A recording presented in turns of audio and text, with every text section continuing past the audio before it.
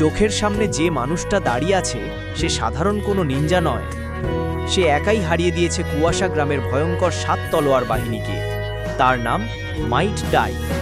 ছোটবেলায় ডাই ছিল সবার চোখে অকর্মা। নিনজুৎসু নয়, জেনজুৎসু নয়, এমনকি তাইজুৎসুতেও তার নাম ছিল ব্যর্থতার তালিকায়। সহপাঠীরা তাকে নিয়ে হাসাহাসি করত, কটাক্ষ করত। কিন্তু ডাই বিশ্বাস করত ধীর পাখিও আগে উড়ে গেলে গন্তব্যে পৌঁছাতে পারে।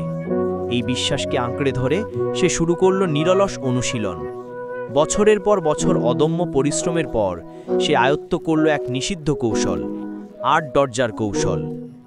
আর সেই দিনই যখন সে অবশেষে কোনো হাগাকুরের নিনজা হতে পারল, তার জীবনে এলো সবচেয়ে বড় সুখবর। তার স্ত্রী অন্তঃসত্ত্বা। কিন্তু আনন্দের দিন খুব বেশি দিন স্থায়ী হল না।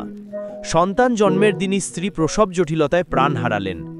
শেষ নিঃশ্বাসে তিনি বললেন, তোমাকে পেয়ে আমি ধন্য, আমাদের সন্তানকে প্রতিভা হিসাবে গড়ে তুলো। স্ত্রীর কথা শপথের মতো হৃদয়ে ধারণ করল ডাই। সে প্রতিজ্ঞা করল নিজের ছেলেকে, মাইট গাইকে একদিন প্রকৃত নায়ক করে তুলবে। কিন্তু ভাগ্য যেন নিষ্ঠুর খেলা খেলছিল। ছোটবেলার মতো গাইও পড়াশোনায় বা জাদুবিদ্যায় ভালো নয়। সহপাঠীরা তাকে বিদ্রূপ করে। কিন্তু গাইয়ের মন ভাঙেনি, কারণ তার পাশে ছিল বাবার কথা। নিজের দুর্বলতা চিনে নিতে পারাই আসল শক্তি। কেবল তখনই নিজের গুণগুলোকে জ্বালিয়ে তোলা যায়। বাবার উৎসাহে গাই নিজেকে উজাড় করে দিল তাইজুৎসুর অনুশীলনে। এক রাতে বাবা তাকে জাগিয়ে তুলল। শিখতে চাও বিশ্বের সবচেয়ে শক্তিশালী কৌশল? গাই অবাক হয়ে বলল, অবশ্যই চাই। ডাই তাকে শেখালো সেই নিষিদ্ধ কৌশল, 8 দরজা উন্মোচন। এবং ধীরে ধীরে গাইও আয়ত্ত করল সেই শক্তি। সময় বয়ে গেল। গাই একদিন মিশনে বের হলো সঙ্গীদের সঙ্গে। কিন্তু তারা পড়ল ভয়ঙ্কর ফাঁদে। কুয়াশার 7 তলোয়ার বাহিনী। সব আশা ফুরিয়ে যাচ্ছিল। তখনই সবুজ আলোয় মোড়া এক ছায়া ঢাল হয়ে দাঁড়ালো তাদের সামনে। গাই অবাক হয়ে চিৎকার করল, বাবা, তুমি কেন এসেছ? তুমি তো কেবল একজন নিম্ন শ্রেণীর নিনজা।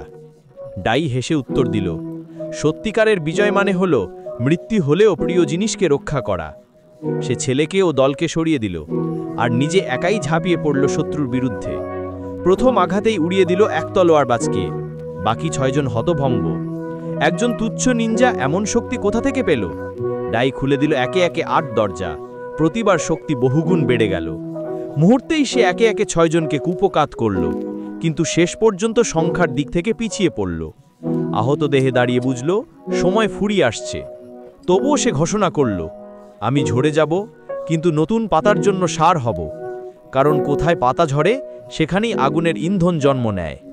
ডাই খুলে দিল চূড়ান্ত দরজা, মৃত্যুর দ্বার। সেই মুহূর্তে তার শরীর রক্ত লাল আলুয়ে জ্বলতে লাগল আর একে একে ধ্বংস করল শত্রুদের। যারা এতক্ষণ তাকে তাচ্ছিল্য করছিল তারা বুঝল এটাই আসল নায়ক। শেষ আঘাতের পর মাটিতে লুটিয়ে পড়ল ডাই। কোনো শব্দ নেই, কেবল বাতাসে উড়ে যাওয়া শুকনো পাতার মতো তার দেহ মিলিয়ে গেল।